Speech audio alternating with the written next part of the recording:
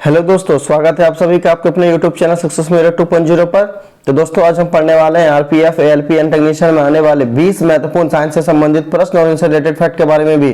तो बिल्कुल भी स्किप ना करें और लास्ट तक बने रहे। अगर आप हमारे चैनल पर नए हो तो सब्सक्राइब कर बेल आइकन को दबा ले। और लास्ट में आपसे क्वेश्चन भी पूछूंगा जिसका आंसर आपको कमेंट बॉक्स में बतानी है। साथ ही आप हमारे टॉप 20 क्वेश्चन में कितना टाइम कर पाते हो कमेंट बॉक्स में जरूर लिखेंगे। तो चलिए स्टार्ट करते हैं। हमारा आज का पहला सवाल है, हेलोजन के सबसे बाहरी कोष में इलेक्ट्रॉन की संख्या कितनी होती है? जिसका सही उत्तर हमारा क्या हो जाएगा। और दोस्तों किसी भी प्रश्न का उत्तर अगर आपको पहले से मालूम हो तो कमेंट बॉक्स में जरूर लिखा करेंगे। तो इसका सही उत्तर हमारा हो जाएगा ऑप्शन नंबर बी 7। हेलोजन के सबसे बाहरी कोष में इलेक्ट्रॉन की संख्या 7 होती है। और दोस्तों हेलोजन आवर्त सारणी के कौन से समूह में आते हैं? तो हेलोजन आवर्त सारणी के 17वें समूह में आते हैं। हमारा अगला सवाल है, और दोस्तों आज हम जो आपको टॉप 20 क्वेश्चन बता रहे हैं ये सारे के सारे इंपॉर्टेंट और 100% रियल आपके एग्जाम आरपीएफ एलपी टेक्नीशियन एवं अदर कोई भी कम्पिटिटिव एग्जाम की जिसकी आप तैयारी करते हैं उन सभी में आने वाले महत्वपूर्ण प्रश्न हैं। तो बिल्कुल भी स्किप ना करें और लास्ट तक बने रहे। अगर आप हमारे साथ लास्ट तक बने रहते हो तो ये आपके एग्जाम के लिए बहुत ही यूजफुल होगा। तो चलिए प्रश्न की ओर बढ़ते हैं। हमारा आज का अगला सवाल है, संभारिक वाले परमाणु होते हैं। दोस्तों हमारे यहाँ पर खाली स्थान दिया गया है तो वो कौन सा वर्ड होगा या कौन सा उत्तर होगा जो इसको सही करेगा? दोस्तों तो संभारिक के बारे में कौन सा कथन सही होता है? क्योंकि हम लोग जानते हैं दोस्तों संभारिक में क्या होता है, जिसकी द्रव्यमान संख्या क्या होती है, समान होती है और परमाणु क्रमांक भिन्न भिन्न होता है। वही अगर आपसे एग्जाम में पूछा जाए समस्थानिक के बारे में तो समस्थानिक में हमारा क्या होता है कि परमाणु क्रमांक समान होता है और द्रव्यमान संख्या क्या होता है, अलग अलग होती है। चूंकि हमसे यह क्या पूछा गया है संभारिक के बारे में, तो संभारिक के बारे में क्या होगा हमारा सही उत्तर? तो इसका सही उत्तर हमारा हो जाएगा दोस्तों ऑप्शन नंबर सी, समान द्रव्यमान संख्या होगी लेकिन भिन्न परमाणु क्रमांक होंगे। और यहाँ ऑप्शन ए में हमारा है दोस्तों एक ही परमाणु क्रमांक लेकिन भिन्न द्रव्यमान संख्या। तो इसका मतलब क्या होता है दोस्तों? तो ये हमारा हो जाएगा समस्थानिक हो जाएगा दोस्तों। हमारा अगला सवाल है दोस्तों, इसमें खाली स्थान दिया गया है। यहाँ पर क्या होगा सही उत्तर, हमें वो भरनी है। लिखा गया है कि डैश एक रासायनिक प्रक्रिया या ईंधन जिसे हम लोग क्या बोलते हैं, हाइड्रोकार्बन, जो क्या होता है दोस्तों, हाइड्रोजन और कार्बन का मिक्सचर होता है और ऑक्सीजन के बीच एक अभिक्रिया है जो ऊष्मा और प्रकाश ऊर्जा का उत्पादन करती है जिसके परिणाम से लौ होती है। तो दोस्तों सही उत्तर हमारा क्या होगा, जिसके परिणाम स्वरूप एक रासायनिक प्रक्रिया होगा जो ईंधन के रूप में ऑक्सीजन के बीच अभिक्रिया करता है और ऊष्मा और प्रकाश ऊर्जा का उत्पादन करती है। तो इसका सही उत्तर हमारा हो जाएगा ऑप्शन नंबर सी, दहन। दहन दोस्तों एक रासायनिक प्रक्रिया है जिसे हम लोग ईंधन भी बोलते हैं, जो ऑक्सीजन के बीच एक अभिक्रिया करता है और ऊष्मा और प्रकाश ऊर्जा का क्या करता है, उत्पादन करता है। हमारा अगला सवाल है, और दोस्तों ये बहुत ही महत्वपूर्ण सवाल है, ये प्रीवियस ईयर 2018 में टेक्नीशियन में पूछा गया सवाल था। तो अगर इसका उत्तर अगर आपको पहले से मालूम है तो कमेंट बॉक्स में जरूर लिखेंगे। जल में अम्लीय और क्षारीय विलयन विद्युत का चालन करते हैं क्योंकि वे क्रमशः डैश यानी खाली स्थान और हाइड्रोक्साइड आयन उत्पन्न करते हैं। तो जल में अम्लीय और क्षारीय विलयन विद्युत का क्या करता है, चालन करता है। तो क्यों चालन करता है दोस्तों? तो एक हमारा होता है हाइड्रोक्साइड आयन और दूसरा क्या होता है, तो दूसरा हमारा होता है दोस्तों हाइड्रोजन, यानी एक हाइड्रोजन होता है और दूसरा क्या होता है, हाइड्रोक्साइड आयन होता है। हमारा अगला सवाल है, खाली स्थान लिखा है दोस्तों कि खाली स्थान में हमारा क्या सही उत्तर होगा, जो पिनियल ग्रंथि द्वारा स्रावित होता है। तो वो कौन सा सही उत्तर है दोस्तों, जो पिनियल ग्रंथि द्वारा स्रावित होता है? अगर इसका उत्तर मालूम है दोस्तों कमेंट बॉक्स में जरूर कमेंट करेंगे। तो इसका सही उत्तर हमारा हो जाएगा option number A, melatonin. Melatonin दोस्तों पिनियल ग्रंथि द्वारा स्रावित होता है। हमारा अगला सवाल है, और दोस्तों ये बहुत ही महत्वपूर्ण सवाल है और ये एलपी 2018 में पूछा गया सवाल है दोस्तों। एलपी 2018 में इसको पूछा गया सवाल था। तो इसका सही उत्तर आप हमें कमेंट बॉक्स में लिखेंगे। कांसा किसका मिश्र धातु है? तो दोस्तों कांसा किसका मिक्सचर होता है? तो इसका सही उत्तर हमारा क्या हो जाएगा, ऑप्शन नंबर बी, तांबा और टीन, यानी कांसा तांबा और टीन का मिक्सचर होता है। हमारा अगला सवाल है, और दोस्तों अगले सवाल में जाने से पहले दोस्तों लाइक और शेयर जरूर कर दिया करेंगे और जो भी हमारे चैनल पर नए हैं वो सब्सक्राइब कर बेल आइकन को दबा लेंगे। तो चलिए प्रश्न की ओर बढ़ते हैं। एस ब्लॉक के पहले समूह के तत्वों को डैश के रूप में भी जाना जाता है। हमारे यहाँ पर खाली स्थान दिया है दोस्तों, तो किसके रूप में जाना जाता है एस ब्लॉक के पहले समूह के तत्वों को?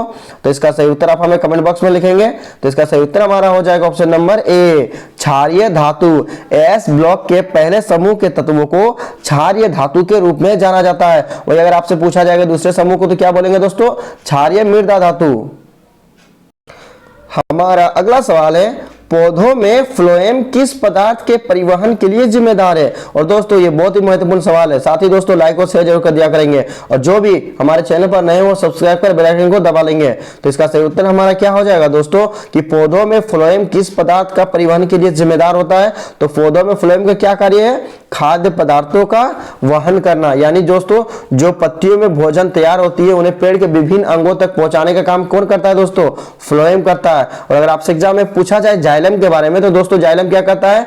जड़ों द्वारा जड़ों के द्वारा जो दोस्तों खनिज लवण जल और भोजन बनाने के लिए जो भी सामग्री की आवश्यकता होती है दोस्तों, उन्हें पत्तियों तक पहुंचाने का कार्य कौन करता है? तो उन्हें जाइलम करता है दोस्तों। और फ्लोएम क्या करता है? जब पत्तियों में भोजन तैयार हो जाता है उन्हें पेड़ के विभिन्न हिस्सों में पहुंचाने का कार्य करता है। हमारा अगला सवाल है, एक आदर्श वोल्ट मीटर का प्रतिरोध हमेशा क्या होता है? ये 2018 टेक्नीशियन में पूछा गया सवाल है फर्स्ट शिफ्ट में। तो एक आदर्श वोल्ट मीटर का प्रतिरोध हमेशा क्या होता है? तो इसका सही उत्तर हमारा क्या हो जाएगा?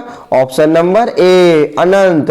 एक आदर्श वोल्ट मीटर का प्रतिरोध अनंत होता है। और अगर आपसे ए मीटर के बारे में पूछा जाए एग्जाम में कि एक आदर्श ए मीटर का प्रतिरोध कितना होता है दोस्तों, तो एक आदर्श ए मीटर का प्रतिरोध हमारा हो जाएगा 0, यानी ए मीटर का प्रतिरोध हमेशा आदर्श का कितना होता है? 0 होता है, और वोल्टमीटर का अनंत होता है।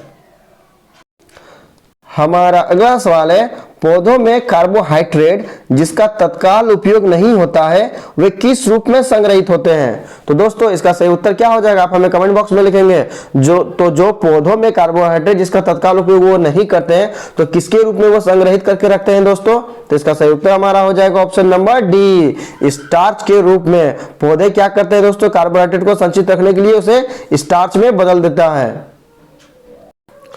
हमारा अगला सवाल है, टहनी की दूसरी तरफ कौन सा हार्मोन की प्रसार के कारण पौधे प्रकाश की ओर झुकते हैं? और ये बहुत ही महत्वपूर्ण सवाल है दोस्तों। तो इसका सही उत्तर हमारा क्या हो जाएगा? Option number A, auxin. Auxin hormone के कारण दोस्तों क्या करता है कि टहनी दूसरी तरफ ये क्या करता है दोस्तों? पौधे की प्रकाश की ओर क्या करता है? झुकने लगते हैं, क्योंकि ऑक्सिन हमेशा पेड़ के क्या होता है दोस्तों? शीर्ष पर पाया जाता है, और ये प्रारों की ओर वृद्धि करते हैं, यानी सूर्य के प्रकाश की ओर ऊपर की ओर ये वृद्धि करती है, जिसके कारण क्या होता है? ये झुकने लगती है।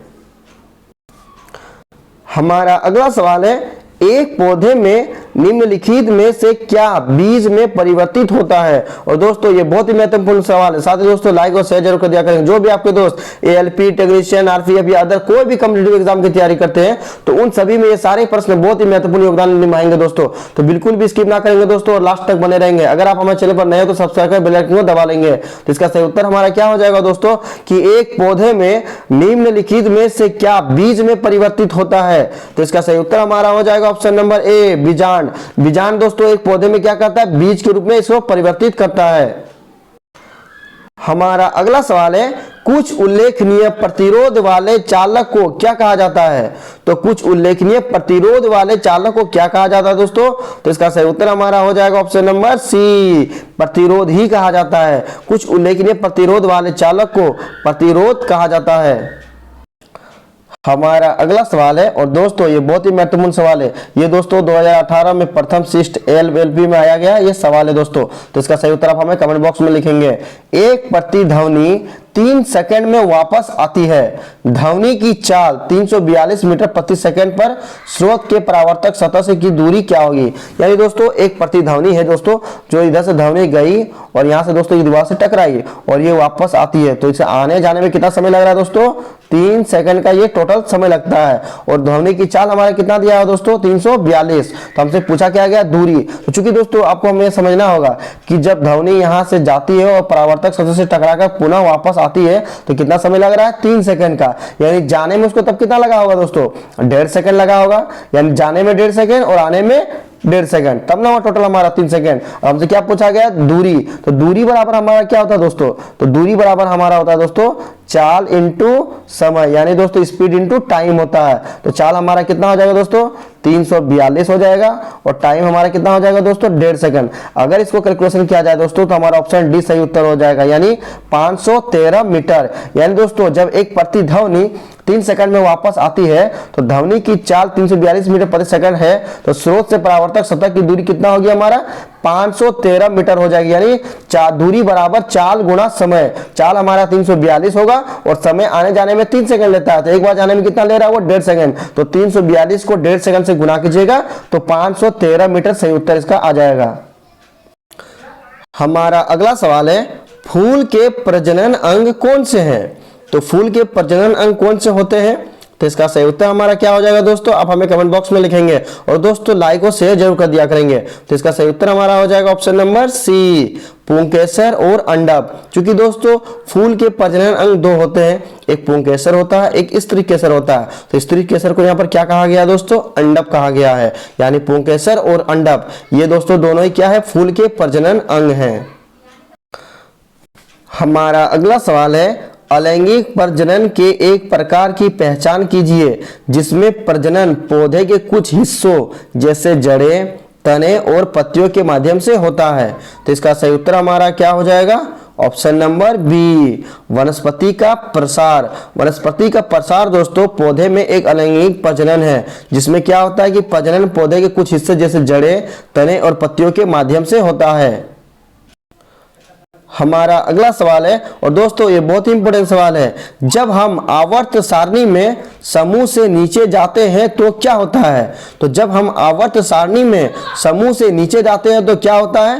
तो इसका सही उत्तर हमारा हो जाएगा ऑप्शन नंबर सी, कक्षकों की संख्या बढ़ जाती है। यानी दोस्तों कक्षकों अर्थात कोषों की संख्या क्या होती है हमारी, बढ़ने लगती है। हमारा अगला सवाल है, निम्नलिखित में से कौन सा पर परागण के लिए परागण कारक नहीं है? यानी दोस्तों वह कौन सा कारक है दोस्तों जो पर परागण के लिए परागण का कारक नहीं है?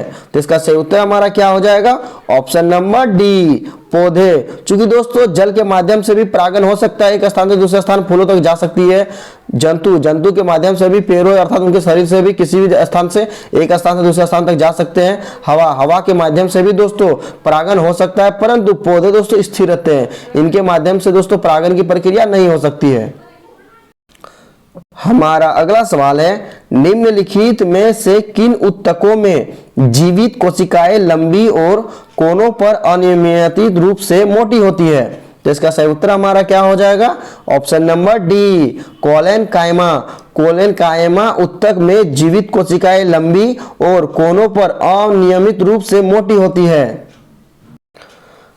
हमारा अगला सवाल है और दोस्तों आज का हमारा ये अंतिम प्रश्न है। साथ ही दोस्तों आज हमने जो भी आपको टॉप 20 क्वेश्चन बताया ये सारे के सारे इंपॉर्टेंट और 100% रियल आपके एग्जाम आरपीएफ, एएलपी टेक्नीशियन और अदर जिसकी भी आप कॉम्पिटिटिव एग्जाम की तैयारी करते हैं उन सभी में आने वाले महत्वपूर्ण साइंस से संबंधित प्रश्न है दोस्तों। तो सभी प्रश्नों को अच्छे से देखेंगे और उन्हें याद करेंगे। साथ दोस्तों लाइक और शेयर जरूर कर दिया करेंगे और जो भी हमारे चैनल पर नए हैं वो सब्सक्राइब कर बेल आइकन को दबा लेंगे। तो चलिए प्रश्न की ओर बढ़ते हैं। हमारा आज का अंतिम प्रश्न है, निम्न में से कौन सी द्विबीजपत्री पौधों की विशेषता नहीं है? तो इसका सही उत्तर हमारा क्या हो जाएगा, ऑप्शन नंबर बी, इन पौधों की रेशेदार जड़ें होती है। दोस्तों द्विबीजपत्री पौधे की विशेषता कौन सी एक नहीं है दोस्तों कि इन पौधों की रेशेदार जड़ें होती है। क्योंकि दोस्तों द्विबीजपत्रों की विशेषता यही है कि इनमें क्या होता है, 2 बीजपत्र होते हैं, इनकी पौधों में जालीदार शिरा विन्यास होता है और इन पौधों में एक मूसला जड़ होती है। जबकि हमारा दिया गया क्या कि इन पौधों की रेशेदार जड़ें होती है, ये हमारा दोस्तों गलत है आंसर। यानी ऑप्शन हमारा बी ही हमारा सही उत्तर हो जाएगा कि द्विबीजपत्री पौधे की विशेषता नहीं है कि इनकी पौधे की रेशेदार क्या होती है, जड़ें होती है। इनकी पौधे की जड़ें क्या होती है दोस्तों, मूसला जड़ होती है। अब लास्ट वीडियो के क्वेश्चन का आंसर, लास्ट वीडियो मैंने आपसे क्वेश्चन पूछा था कि निम्न में से कौन सा पदार्थ विद्युत का कुचालक है और उष्मा का सुचालक है? और इसका सही उत्तर ऑप्शन नंबर ए था, अवरक। और लगभग सभी स्टूडेंट ने इसका सही जवाब दिया और मोस्टली स्टूडेंट ने इसके बारे में डिटेल्स में लिखा। तो मैं आपको फिर बोलूंगा कि क्वेश्चन के बारे में आपको जितना ज्यादा से ज्यादा पता है उन्हें आप लिखा करो, क्योंकि जो चीजें आप लिख देते हो उन्हें आप कभी नहीं भूलते हो। अब आपके लिए आज का सवाल है, फल निम्नलिखित में से किस पुष्प भाग से विकसित होता है? 4 ऑप्शन दिया गया है, सही उत्तर आपको कमेंट बॉक्स में बतानी है। साथ ही दोस्तों आप हमारे टॉप 20 क्वेश्चन में कितना अटेम्प्ट कर पाए कमेंट बॉक्स में जरूर लिखेंगे और दोस्तों लाइक और शेयर जरूर कर दिया करेंगे और जो भी हमारे चैनल पर नए हैं वो सब्सक्राइब करके बेल आइकन को दबा लेंगे। तो चलिए दोस्तों मिलते हैं नेक्स्ट वीडियो में, तब तक के लिए बाय बाय, टेक केयर।